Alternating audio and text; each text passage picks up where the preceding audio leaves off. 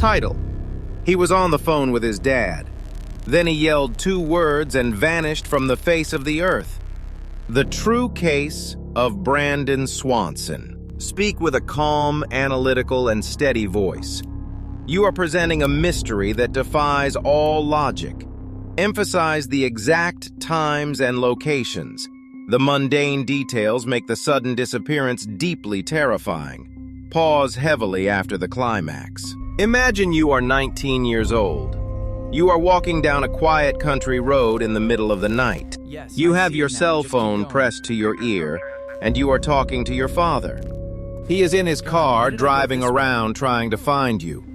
You are completely calm. Nothing here. You are describing the fences you are walking past. And then, mid-sentence, you yell 2 words. The line goes dead, and you are never, ever seen again. This isn't the plot of a Hollywood thriller.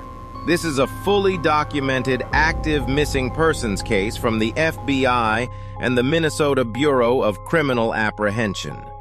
It is a story that has kept internet sleuths and law enforcement awake at night for over a decade. Because what happened to Brandon Swanson defies every law of physics, tracking, and basic human survival.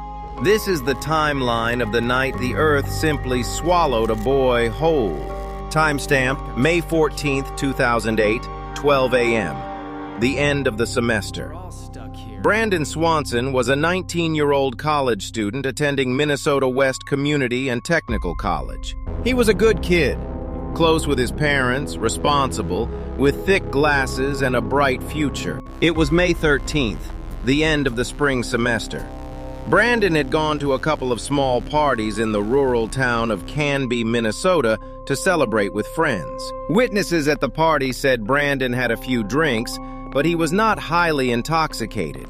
He was coherent, happy, and walking perfectly fine. Shortly after midnight on May 14th, Brandon got into his Chevy Lumina and started the 30-mile drive back to his parents' house in the town of Marshall. In rural Minnesota, the roads outside of town aren't paved. They are endless grids of dark dirt and gravel farm roads surrounded by massive cornfields and deep drainage ditches. There are no streetlights. It is the kind of darkness that absorbs your headlights. The ditch. While driving on one of these gravel roads, Brandon misjudged a turn. His Chevy Lumina slid off the shoulder and got high-centered in a ditch. The car wasn't damaged, and Brandon wasn't hurt at all. The car just couldn't get traction to back out. At exactly 1:54 a.m., Brandon pulled out his Motorola flip phone and called his parents, Brian and Annette Swanson. The phone rang and Brian picked up. "Hey, Dad," Brandon said. "I slipped my car into a ditch. I'm fine, but I need you guys to come pick me up."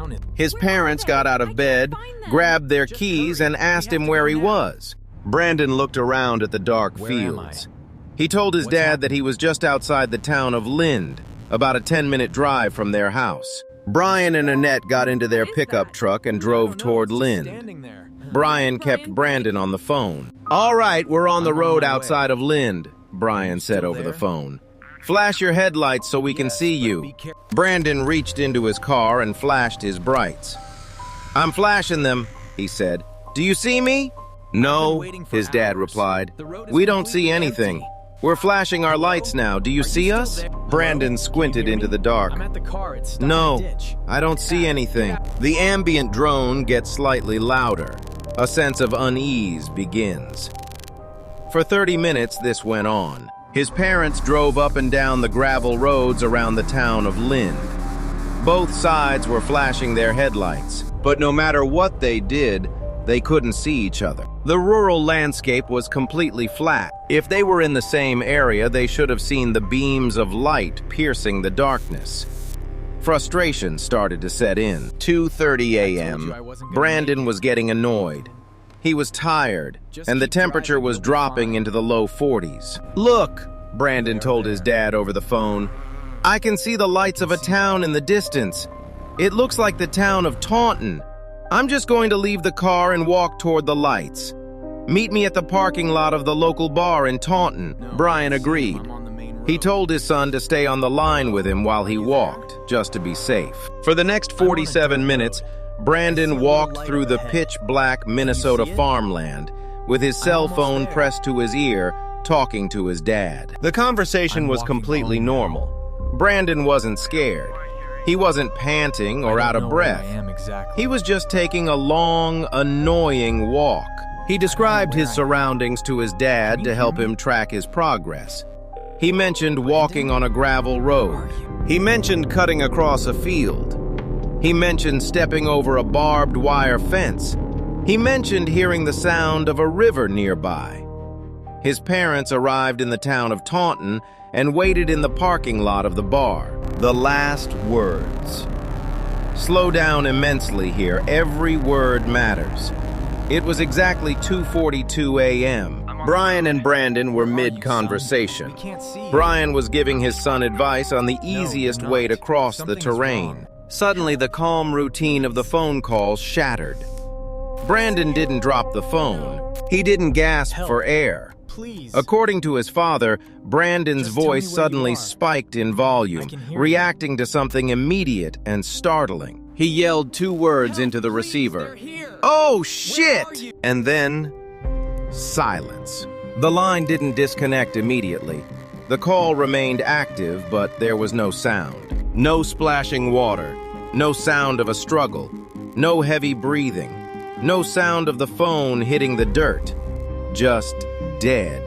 Absolute air. "Brandon!" his dad yelled. "Brandon, are you there?" I'm almost there. Nothing. A few seconds later, the call dropped. Brian panicked. He immediately dialed his son's number back. It rang, and rang, and rang. It went to voicemail. He dialed again. It rang 5 times, then went to voicemail. Brian and Annette sat in their truck in the dark, dialing their son's phone over and over again. They dialed it for the next 12 hours. It kept ringing, meaning the phone wasn't broken and the battery wasn't dead. But Brandon never answered. By sunrise, they called the police. The geographic impossibility. The sound of an investigation turning cold. When the police started the search, the first thing they had to do was find Brandon's car. They searched the roads around the town of Lind, where Brandon said he was. They found absolutely nothing. The police had to subpoena the cell phone towers to triangulate Brandon's last known location. When the data came back, it baffled everyone.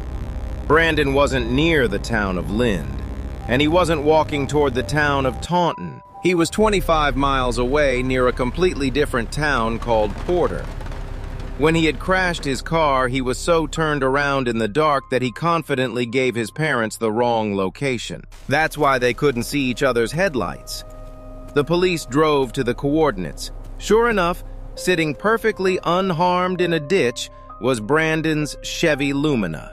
They brought in professional search and rescue dogs.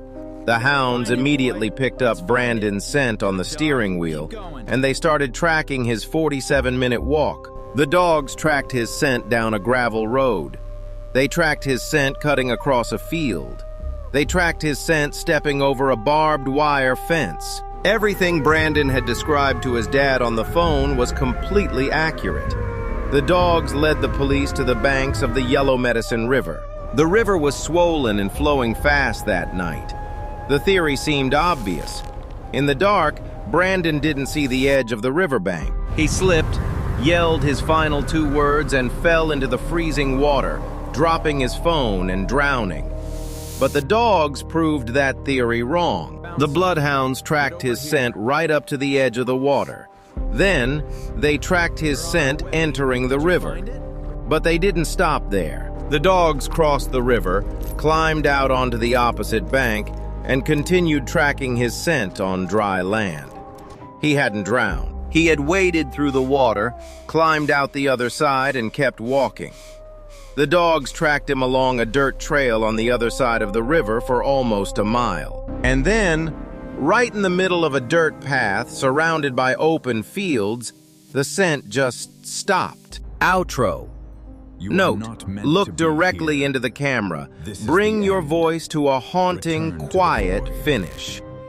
It has been over 15 years. Police drained the river. They brought in drones, helicopters, and hundreds of volunteers to sweep the cornfields. They never found a torn piece of clothing. They never found his glasses. They never found his cell phone. They never found a body. He didn't freeze to death because they would have found him. He didn't drown because the dogs tracked him walking out of the water. So what happens to a 19-year-old boy in the span of 1 second? What makes a man yell in surprise and then vanish so completely that not even a trace of his DNA is ever found again? If you ever find yourself stranded on a dark country road at 2 in the morning, stay in your car. Lock the doors. Because the scariest thing about the dark isn't that you can't see what's out there. It's that whatever is out there can see you perfectly. The sound of a cell phone ringing and then dropping to a busy signal. Cut to black.